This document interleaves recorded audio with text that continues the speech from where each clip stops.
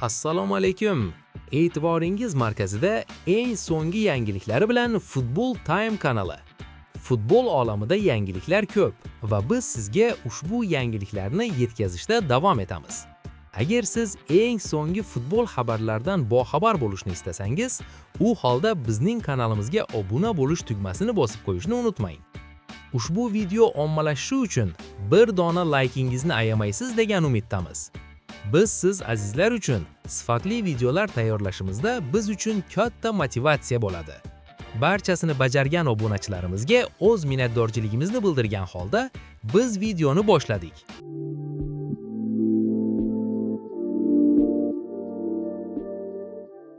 Jasur Jaloliddinov terma jamoaga chaqiruv va yig'in haqida fikr bildirdi.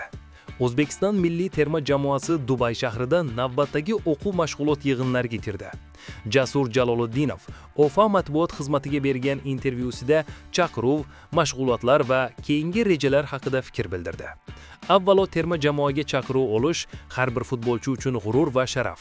Yig'inga chaqiruv olganimdan juda xursandman va har bir futbolchi kabi murabbiylarning ishonchini oqlashga harakat qilaman. Mashg'ulotlarda murabbiy o'z xohlagan narsalarni yangi futbolchilarga tushuntirmoqda. Jismoniy yuklamalar ham bor. O'ylaymanki, kundan kunga futbolchilar murabbiylarni yaxshiroq tushunib, jismoniy va o'yin holatimizni yanada kuchaytiramiz, dedi Jaloliddinov. Ma'lumot uchun mazkur yig'in 2026-yildagi FIFA Jahon chempionatiga tayyorgarlik ko'rish, milliy terma jamoa tarkibi uchun munosib zaxira futbolchilarini shakllantirish hamda yosh o'yinchilarga imkoniyat berish maqsadida tashkil etilmoqda. Salom do'stlar. Sizlarni Football Time kanalining rasmiy Telegram sahifasiga taklif qilamiz. Bu yerda siz futbol olamidagi eng so'nggi va ishonchli yangiliklardan doimo xabardor bo'lib borasiz.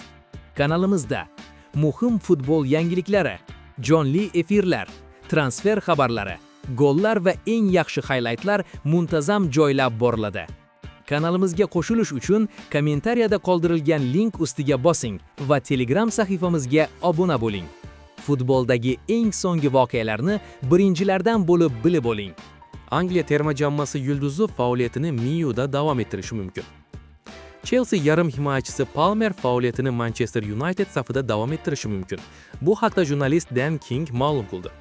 Manba ma'lumotiga ko'ra, ingliz futbolchisining o'zi MU dan taklif tushsa ko'rib chiqishga tayyorligini aytgan. Xavbek bolaligidan beri qizil iblislarga muxlislik qiladi. Shuningdek, Palmerga Londondagi hayot unchalik yoqmayapti. U Manchesterdagi do'stlarini sog'inmoqda. Ma'lum bo'lishicha, MU 23 yoshli futbolchi uchun aristokratlarga Manuel Ugarte bilan birga 20 million funt qo'shib berishga tayyor. Angliyalik futbolchining hozirda Transfer Market portalidagi narxi 120 million yevroni tashkil etadi. Uning London klubidagi amaldagi shartnomasi 2033-yilning yozigacha mo'ljallangan. Eslatib o'tamiz, Cole 2023-yilda Manchester Citydan Chelsea tarkibiga kelib qo'shilgan edi. U shu davr mobaynida 110 ta uchrashuvda maydonga tushib, 48 ta gol va 29 ta golli uzatmani o'z nomiga yozdirib qo'ygan. Liverpool Saloh masalasida bir qarorga keldi. Liverpool hujumchi Muhammad Salohni tarkibda saqlab qolmoqchi. Ma'lum bo'lishicha, Qizillar rahbariyati misrlik hujumchi bilan yangi shartnoma bo'yicha muzokaralar olib bormoqda. Salohning agenti Rami Abbos bilan muzokaralar Afrika Millatlar Kubogi vaqtida ham davom etgan. Ingliz klubining maqsadi aniq, ya'ni ular futbolchini qo'yib yubormoqchi emas. Muhammad Saloh 2017-yilda Romadan 42 million yevro evaziga Merseysideliklar safiga kelib qo'shilgan edi. Uning amaldagi shartnomasi kelasi yilning yozida yakunlanadi. Eslatib o'tamiz, Saloh Misr terma jamoasi bilan Afrika Millatlar Kubogida 4-o'rinni egalladi. Husanov atrofida qanday o'zgarishlar bo'ladi?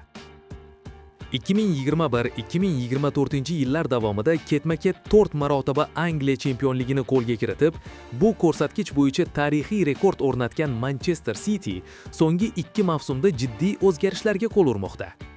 Josep Guardiola 2024-yil kuzida yuz bergan inqirozdan chiqish yo'lini, tarkibni yangilash va jamoada avlodlar almashinuvini amalga oshirishda degan xulosaga keldi.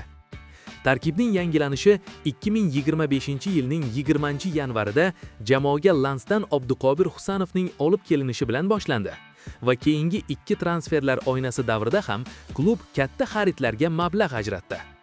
Xususan, 2026-yilning 1-oyida shaharliklar birinchi bo'lib Angliya Premyer Ligasida to'purarlik mahoratini namoyish qila boshlagan Antoine Semenyoni o'z safiga qo'shib olishni uddaladi.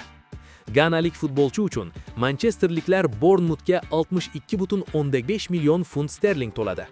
Bir necha kun muqaddam Josep Guardiola jamoasiga Angliya chempionatining eng kuchli markaziy himoyachilaridan biri Mark Gehi kelib qo'shildi. Manchesterliklar Crystal Palace bilan amaldagi shartnomasi yaqinlanishiga 6 oy qolgan futbolchini 20 million funt sterlingdan qimmatroqqa sotib oldi.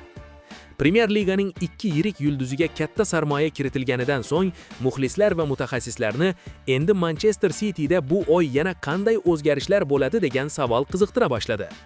Ta'kidlash joizki, so'nggi 2 xarid asosiy jamoada yuzaga kelgan dolzarb muammolarga yechim sifatida baholanmoqda. Semenyo hujum imkoniyatlarini kuchaytirsa, Gehi himoya chizig'ini mustahkamlay oladi. Ayniqsa, ko'plab jarohatlar Josep Guardiola jamoasi resurslarini jiddiy sinovdan o'tkazayotgan bir paytda bu transferlar muhim ahamiyat kasb etmoqda. Aynan himoya chizig'idagi kadrlar tanqisligi Abduqodir Husanovni zaxiradan yana asosiy tarkibga qaytardi. City markaziy himoyasida Husanov va Watforddan ijaradan qaytarilgan Max Allen tandemi vujudga keldi. Bir yil davomida Manchesterliklar ishonchini oqlab kelayotgan o'zbek himoyachisi mavsumning birinchi qismida o'ng qanot himoyasidagi bo'shliqni to'ldirgan bo'lsa, hozirda mudofaa markazining eng ishonchli figurasiga aylandi. City'dagi debyutini ajoyib tarzda boshlagan Max Allenning keyingi o'yinlarda tajribasizligi pand bera boshladi. Xususan, Yevropa Chempionlar Ligasi doirasida Budio Glimtdan uchralgan mag'lubiyatdagi dastlabki 2 gol 20 yoshli ingliz himoyachisi xatosi natijasi edi. Endi hammani qiziqtirayotgan savol, jamoa tarkibida yana qanday o'zgarish bo'lishi mumkinligiga nufuzli manbalardan hisoblangan The Athletic nashri jurnalisti Sam Lee aniqlik kiritdi. Uning ma'lum qilishicha, 2026-yil yanvar oyidagi transfer oynasining qolgan kunlarida Manchester City asosiy tarkib uchun boshqa yangi futbolchilarni sotib olishi kutilmayapti. Klub yaqinda amalga oshirilgan transferlardan mamnun. Semenyo va Gehi ustuvor maqsadlar sifatida belgilangan va ularni erta xarid qilish Josep Guardiolani ancha bosimdan xalos qilish imkonini berdi. Endilikda bor e'tibor chiqish transferlariga qaratiladi. Xususan, Guardiola jamoasida asosiy tarkibdagi o'rnini saqlab qololmagan Oscar Bob Yevropaning qator klublari nishoniga tushdi. So'nggi xabarlarga ko'ra, Fulham hujum chizig'ini aynan shu o'yinchi bilan kuchaytirish uchun 35 million funt taklif qildi. Shuningdek, Dortmundning Borussia klubi ham yosh futbolchini o'z tarkibiga qo'shib olish uchun uning atrofidagi vaziyatni kuzatmoqda va transfer imkoniyatlarini o'rganmoqda.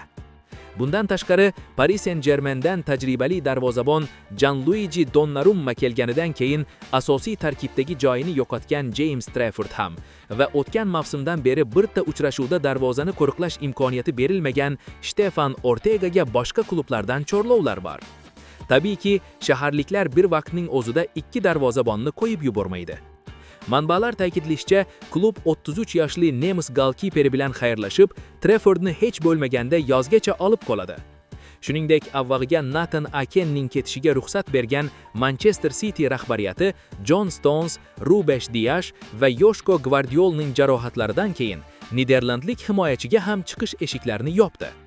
Shulardan kelib chiqib aytish mumkinki, Manchester City'da bundan buyon katta o'zgarishlar bo'lmaydi.